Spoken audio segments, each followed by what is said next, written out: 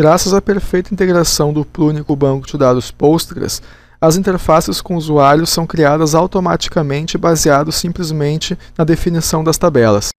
Funcionalidades como listagem, inclusão, exclusão e alteração são construídas sem a necessidade de qualquer linha de código-fonte. Além disso, o Pluni possui a consciência relacional, que permite a criação de combos automaticamente na existência de chaves estrangeiras e a exibição de abas para as tabelas relacionadas à tabela corrente. A construção dos formulários de inclusão, em geral, limita-se a uma única tabela. No entanto, existem casos onde o formulário de inclusão deve contemplar a inclusão do próprio registro da tabela em questão, mais um ou mais registros em tabelas adicionais. É um exemplo comum de ocorrer, por exemplo, quando temos a entrada das condições de um pedido e os itens de um pedido. São entradas em duas tabelas diferentes, sendo um registro na primeira e vários registros na segunda. A esse recurso chamamos de tabelas embutidas no formulário. Vamos, por exemplo, criar um exemplo para embutir a tabela itens dentro do formulário de inclusão de teste X. Abrimos então as definições da tabela teste X. Em aplicativos e sistema, temos a aba tabelas embutidas no formulário. Por enquanto não temos nenhuma tabela.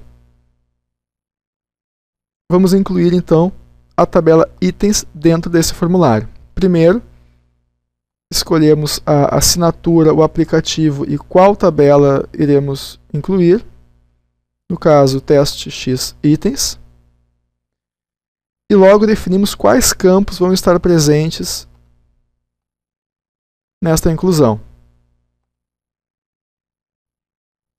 Em avançado, temos ainda mais opções, como escolher uma chave estrangeira específica para casos onde uma tabela possui mais de uma referência à tabela, se a inclusão vai ser obrigatória ou opcional, se em caso de duplicação da tabela parente, a tabela filha embutida vai também duplicar os seus dados, a posição, se será no topo ou embaixo no formulário, e se os campos serão agrupados verticalmente ou será usado um padrão horizontal. Vamos utilizar, por exemplo, um padrão horizontal nesse caso. É possível ainda especificar templates de cabeçalho, corpo do formulário e rodapé para as tabelas embutidas, no caso de nós queremos incluir observações ou qualquer outro tipo de informação no cabeçalho, rodapé ou mesmo no corpo. Uma vez definido, clicamos salvar e a tabela é automaticamente embutida. Voltando para o nosso formulário, vamos entrar novamente na tabela teste X e clicar na aba inclusão.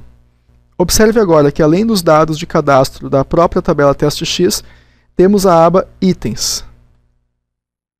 Como definimos que a inclusão é opcional, o sistema permite que você clique em adicionar itens para realmente informar os dados. Portanto, descrição do item, quantidade, valor, outro item, outro valor. Definir os dados do cadastro de teste X.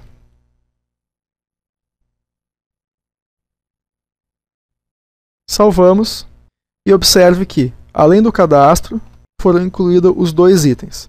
Nesse caso, portanto, foi feito um insert na tabela teste X e dois inserts na tabela itens. Caso qualquer um desses inserts tivesse retornado uma exceção e abortado, toda a transação seria abortada e novamente os dados seriam exibidos para o usuário corrigir os seus erros.